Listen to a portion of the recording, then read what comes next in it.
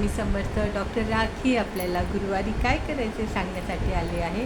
आज गुरुवार आहे, गुरूंचा वार, श्री स्वामींचा वार, साईचा वार आणि आपल्या शिक्षकांचा वार, आपल्या आईवडिलांचा वार. तर आपले आईवडील ही पहिले गुरु आहेत. तर ह्या सगळ्यांना चरण स्पर्श करून त्यांचे आशीर्वाद घेऊन आजचा दिवस सुरू करायचा आहे. सूर्यदेवाला जल द्यायचा आहे, पिंपळाला हळदीचं जल द्यायचं आहे, केळीच्या झाडांना हळदीचं जल देऊन त्यांची पूजा करायची आहे.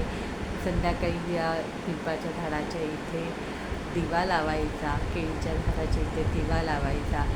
आज केळीच्या झाडाला खूप महत्त्व असतं ग. विष्णू, वासुदेव, भगवान नारायणाला केळी फार आवडतात. केळीचं दान नक्कीच करा आणि केळी खाऊ नका. चण्याच्या डाळीला दानामध्ये द्या, गौमातेला चारा द्या. जर तुम्हाला जमलं तर चण्याच्या पिठाची चपाती करून तुम्ही गौमातेला देऊ शकता.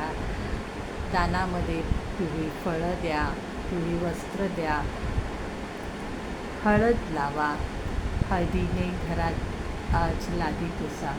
अशा प्रकारे तुम्ही आपल्या घरामध्ये संपत्ती आणि धन आणणारी लक्ष्मीला स्वागत करा. हळदीचं स्वस्तिक आपल्या दरवाजावर उंबरठ्यावर काढा, ज्याने तिच्या सुगंधाने लक्ष्मी माता येईल.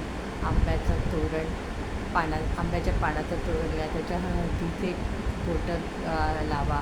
ज्या सुगंधाने लक्ष्मी प्रसन्न होते आणि ते आपल्या घरात येते. अशा प्रकारे आजचा दिवस साजरा करा आणि गूळ चण्याचा तुम्ही प्रसादामध्ये दान करू शकता, पिवळ्या वस्तू दान करू शकता.